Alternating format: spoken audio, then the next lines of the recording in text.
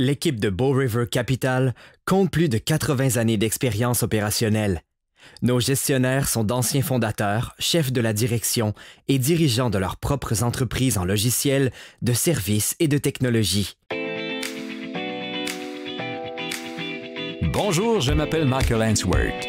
Le balado de services financiers Innovation CIBC s'intéresse aux entreprises en démarrage, en croissance et bien établies qui ont fait une percée dans leur secteur partout dans le monde.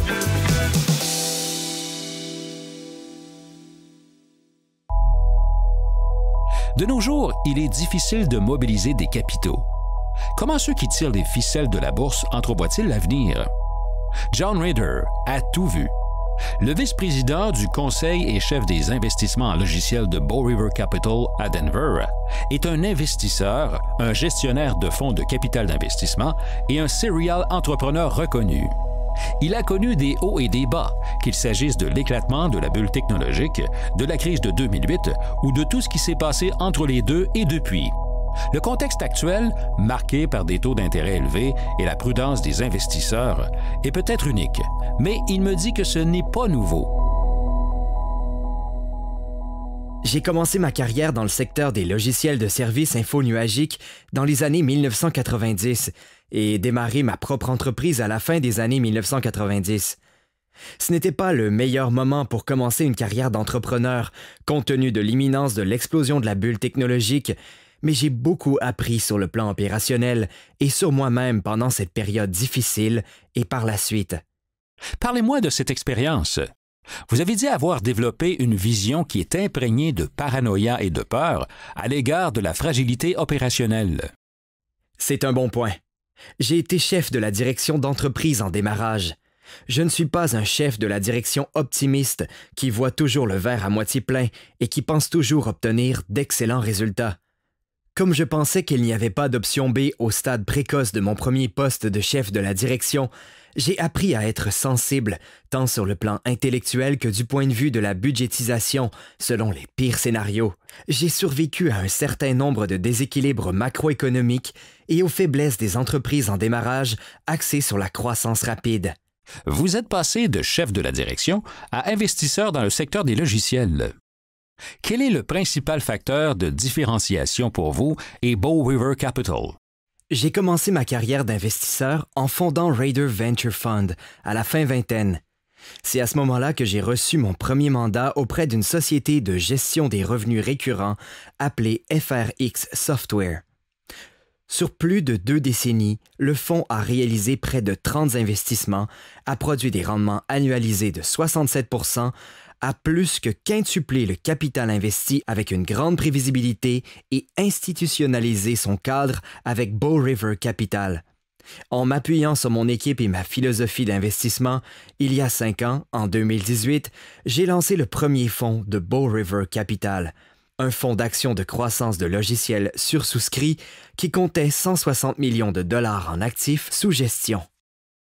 Pouvez-vous m'en dire plus à ce sujet et sur le rôle que la bulle technologique a joué pour vous aider à acquérir les compétences nécessaires chez Bow River Capital? Qu'elle soit face à des obstacles ou qu'elle ait le vent dans les voiles, une entreprise doit être mise à l'épreuve pour prospérer dans des conditions de marché difficiles, y compris lors d'une récession comme celle qui nous attend en ce moment. Comment mettez-vous une entreprise à l'épreuve? Bonne question. Notre approche de contrôle est très prudente. On se concentre d'abord sur les capitaux institutionnels et sur les fondateurs d'entreprises autofinancées, et il nous faut généralement quelques années pour établir ces relations. Tout commence par une relation à long terme, en parallèle avec un contrôle diligent approfondi, la mise à l'épreuve de l'entreprise en période de récession macroéconomique et, au bout du compte, l'harmonisation de la culture avec les fondateurs et l'équipe de direction. Ensuite, on déconstruit les plans opérationnels et les modèles d'affaires pour utiliser notre outil de gestion éprouvé de 340 pages afin d'accélérer rapidement les activités. Quand vous mettez une entreprise à l'épreuve, quel rôle le client joue-t-il dans la décision que vous prenez? Dans quelle mesure examinez-vous l'expérience client? Notre examen est très rigoureux. L'équipe de Bow River Capital compte plus de 80 années d'expérience opérationnelle. Nos gestionnaires sont d'anciens fondateurs, chefs de la direction et dirigeants de leurs propres entreprises de logiciels, en services et de technologie. Au bout du compte, on analyse ces entreprises dans une optique très différente de celle de nos homologues des secteurs du capital investissement et du capital risque. Dans le contexte actuel, les fusions et acquisitions ont diminué d'environ 70 % au cours des 12 à 18 derniers mois. Votre deuxième fonds d'action de croissance dispose de plus de 600 millions de dollars. Investissez-vous actuellement? Si oui, dans quel type d'entreprise? Comme je le dis souvent, vous pouvez corriger les défauts des entreprises, mais pas ceux des secteurs. On passe donc beaucoup de temps à analyser les secteurs dans lesquels on investit. On a réalisé des investissements dans des sociétés de gestion du capital humain et de RH qui nous permettent d'améliorer et de perfectionner la manière dont les membres du personnel accomplissent leurs tâches et leurs activités courantes. Les entreprises de technologie financière offrent de grandes possibilités d'efficacité opérationnelle, comme celles qui investissent dans l'ingénierie et le contrôle de la qualité. Les logiciels de services qui améliorent le rendement, l'efficacité opérationnelle et la surveillance de la structure des coûts continuent d'attirer nos investissements. On aime les technologies de la construction. Les applications essentielles à la mission dans ces sous-secteurs sont particulièrement intéressantes et positives en période de récession. Quels sont les secteurs que vous évitez? On évite d'investir dans les technologies et les TI dans les secteurs des soins de santé. Bien qu'on puisse constater un énorme marché potentiel et des gains d'efficacité évidents pour tous les consommateurs et patients, la courbe d'adoption de ces technologies par les cabinets médicaux, les hôpitaux, les médecins et le personnel médical semble moins prévisible. On évite donc d'investir dans les TI en santé. On constate toutefois d'importantes occasions dans le marché de la petite PME. Il continue d'y avoir un manque de capitaux important et, par conséquent, on gère actuellement 765 millions de dollars. On demeure très optimiste à l'égard des fondateurs et des entrepreneurs du secteur des technologies qui recherchent du capital et n'obtiennent pas le soutien des institutions bancaires et non bancaires et du secteur du capital de risque qui sont plus prudents qu'à l'époque de la bulle technologique ou du rebondissement de 2020 et 2021.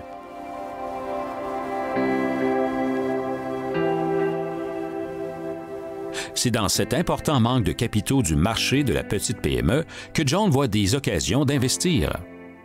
Au cours des 12 derniers mois, 5 de ces 7 entreprises de logiciels de services ont enregistré une croissance de 100 % des revenus d'abonnement.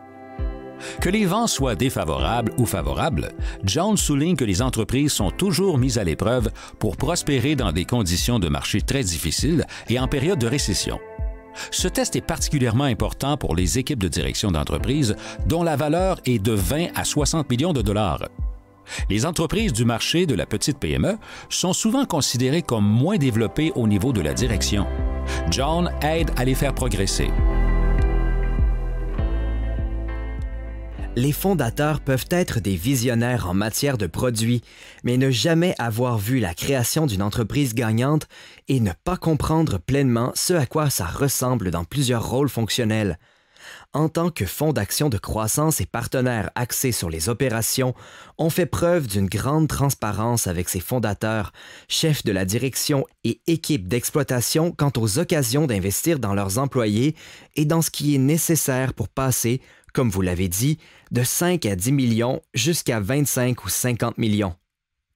Dans presque tous les cas, on confie le leadership en matière de vente à des joueurs qui ont déjà bâti et fait croître de nombreuses entreprises de logiciels de service. En général, on investit massivement dans la mise en marché, y compris la force de vente, les leviers générant de la demande et d'autres occasions d'investissement en marketing qui contribueront à faire croître les abonnements d'environ 50 % à 100 % pendant toute la période. Vous m'avez déjà dit que la croissance n'est pas une affaire de marque. Et j'imagine qu'il y a des différences importantes entre les compétences requises pour démarrer une entreprise et celles requises pour prendre de l'expansion. C'est bien dit. En ce qui concerne les entreprises en démarrage, c'est extrêmement difficile de faire passer une entreprise de 0 à 5 millions de dollars. Mais si vous pouvez atteindre 5 millions en tant qu'investisseur prudent, on investit dans des entreprises dont les flux de trésorerie sont positifs ou presque. On peut prendre les éléments de base de l'entreprise et multiplier sa croissance par 5 ou plus dans tous les secteurs dont on a parlé. On n'essaie pas vraiment de réussir sur un coup de chance. On ne renforce pas l'image de marque au moyen de publicité télévisée, de marketing public ou de publicité imprimée. On ne dépense rien sur ces éléments de croissance et on consacre environ 40% du capital à l'accélération des ventes et du marketing et à peu près le même pourcentage à l'innovation et à la croissance axée sur les produits. Ensuite, on dote ces entreprises des mêmes outils et systèmes de logiciels de service qu'on utilise dans l'ensemble de nos entreprises pour gérer la réussite des clients, notre capacité de référence, les interactions des clients et des utilisateurs finaux avec l'application et les analyses. Cela dit, on investit beaucoup dans ces entreprises pour favoriser l'accélération de la croissance et les faire passer d'environ 5 ou 10 millions jusqu'à 15 ou 50 millions de dollars. En période de prospérité, c'est facile d'accélérer la croissance d'une entreprise en y injectant plus d'argent. Ce n'est pas le cas en période difficile. John me dit que les fondateurs pourraient devoir modifier leur stratégie dans le contexte actuel de taux d'intérêt élevés. C'est dans des moments comme celui-ci que les fondateurs doivent s'appuyer sur l'expertise des investisseurs. C'est exactement ce qu'offre Bow River. À quoi ressemble le contexte des investissements après la pandémie de COVID-19 selon John? On a beaucoup progressé pendant et après la pandémie de COVID-19. Évidemment, on dispose de 600 millions de dollars. J'ai mentionné qu'on investit du temps et de l'énergie sur la route, comme on l'a fait pendant la pandémie, pour établir des relations avec des fondateurs et des équipes de direction d'entreprises autofinancées. On n'a pas changé notre philosophie d'investissement depuis plus de 20 ans, et on croit que dans les bons comme dans les mauvais moments, grâce aux entreprises dans lesquelles on investit et à notre expertise, on peut dissocier l'exécution et le rendement de ces sociétés des résultats et des valorisations du marché public et des grandes sociétés grâce à notre diligence et à notre philosophie pour produire des rendements qui se situent au moins dans la tranche supérieure de 1% par rapport à nos pairs. Vous dites que vous n'avez pas changé votre façon de faire, mais les fondateurs doivent-ils changer leur approche pour obtenir du financement en période d'incertitude, de taux d'intérêt élevés, de ralentissement de l'économie et de crainte de récession? Doivent-ils changer leur façon de faire? Je dirais que le contexte macroéconomique les a forcés à changer à certains égards. Ça se résume toujours aux fondateurs ou aux chefs de la direction sur le plan individuel. Mais je dirais que nos fondateurs, pouvant servir de référence, sont plus sensibles au partenariat qu'au capital qui vient s'ajouter au bilan. On parle de capitaux qui peuvent aider les entreprises à croître, à gérer les complexités de la feuille de route des produits et à créer un plan opérationnel et des budgets solides, peu importe le contexte macroéconomique, pour que ces fondateurs puissent réaliser leur rêve de devenir des chefs de file dans leur catégorie ou de créer une entreprise gagnante dans leur secteur des logiciels de service. Les entrepreneurs respectent les capacités opérationnelles qu'apporte l'équipe d'action de croissance de logiciels de Bow River Capital. Ils respectent le temps, les capitaux et l'énergie qu'on investit dans les entreprises. C'est très typique pour nous d'être à temps plein aux côtés de nos équipes de gestion après notre investissement pendant 6 à 12 mois pour bâtir les bases et l'infrastructure de ces nouvelles sociétés de portefeuille afin qu'elles soient immédiatement en mesure de créer de la valeur et d'afficher une croissance dès le premier jour de notre investissement. Vous avez dépassé les attentes en amassant plus de 605 millions de dollars pour votre deuxième fonds de croissance de logiciels. Comment avez-vous dépassé l'objectif de 500 millions de dollars? Ça se résume à 3 avantages distincts de notre stratégie et de notre équipe. Tout d'abord, notre équipe composée d'opérateurs, d'investisseurs principaux et d'excellents gestionnaires de capitaux nous distingue. La deuxième chose qui nous distingue est notre vélocité de circulation des capitaux et notre période de recirculation d'environ 30 à 36 mois.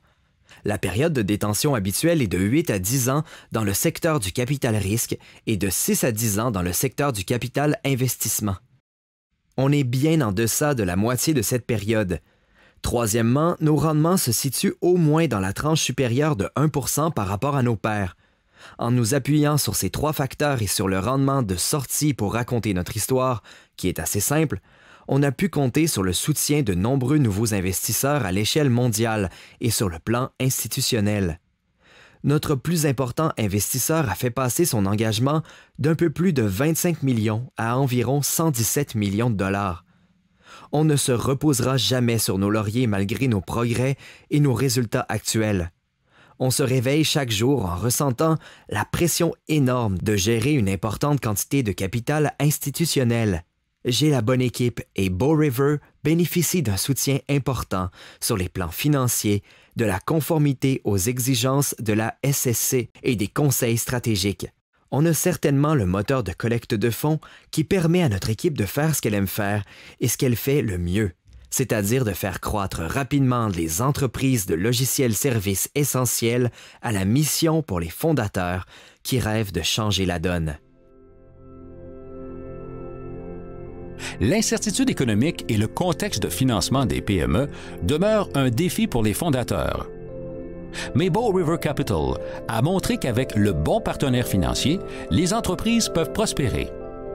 Bien que John Raider dispose de 600 millions de dollars pour les 3 prochaines années, il continuera à rechercher des entreprises qui souhaitent collaborer avec leurs investisseurs et à chercher à reproduire les rendements de son premier fonds qui ne se classait pas seulement dans le décile supérieur, mais dans les 10 premiers fonds technologiques aux États-Unis.